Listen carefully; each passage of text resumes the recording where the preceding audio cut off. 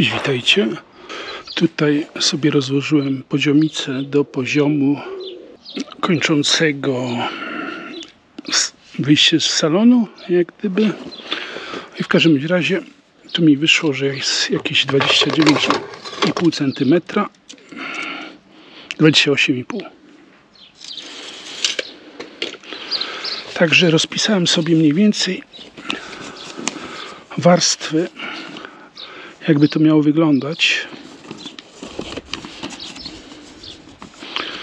1 cm na kafelki, jakieś, nie wiem jeszcze jakie, daleka droga do tego. Potem 60 mm to by była płyta tynk, czap, jastrych się to u nas nazywa.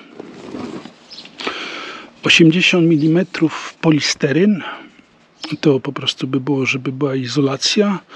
No i reszta po prostu po odjęciu tych wartości od 28,5 cm zostało 135 mm na płytę fundamentową. Także 15 cm po prostu od tej wartości odejmuję i mniej więcej bym musiał zrobić konstrukcję drewnianą na tym poziomie. To by było na tyle. Ja Was serdecznie pozdrawiam i do zobaczenia w następnym filmie.